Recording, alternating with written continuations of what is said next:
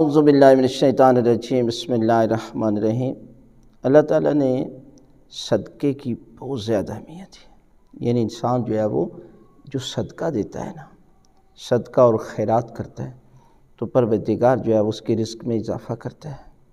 اور اس کی زندگی کو طولانی بنا دیتا ہے، اور پروردگار اس جگہ سے اسے رزق عطا کرتا ہے کہ جہاں سے اسے وام و گمان نہیں ہوتا۔ لیکن صدقہ کتنا دینا چاہیے؟ تو یہ ہے کہ صدقہ انسان اپنی استطاعت کے مطابق دینا ہے۔ یہ نہیں ہے کہ ایک بندہ جو ہے وہ 1,00,000 روپیہ کماتا ہے تو 1,00,000 روپے کے مطابق صدقہ دینا پڑے گا، اور ایک شخص جو ہے وہ 10,000 ہے تو 10,000 کے مطابق دے، یعنی کچھ نہ کچھ ضرور دے۔ یعنی اس کی حد نہیں ہے کہ انسان جو ہے وہ اپنا مال سارا اٹھا کر صدقہ اور خیرات کر دے، اس سے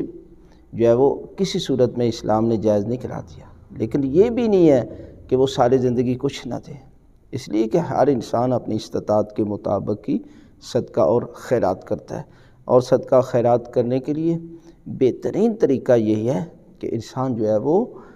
اپنوں سے سلسلہ شروع کرے، اور جتنا قریبی اور رشتہ دار ہیں، اس کے بعد ہمسائے ہیں، پھر اس اپنے گاؤں میں دیکھے تو یقیناً یہ صدقہ خیرات جو ہے وہ اللہ کی بارگاہ میں زیادہ اجر اور ثواب ہے، لیکن اس کی کوئی حد نہیں ہے، اس لیے کہ انسان بہتر جانتا ہے کہ وہ کتنا صدقہ دے اور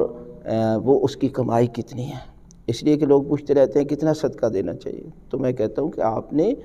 اپنی استطاعت اور طاقت کے مطابق صدقہ دینا ہے۔ اس لیے کہ ایک بندہ جو ہے وہ بہت زیادہ کماتا ہے تو پھر بہت زیادہ ہی اسے صدقہ اور خیرات کرنا چاہیے۔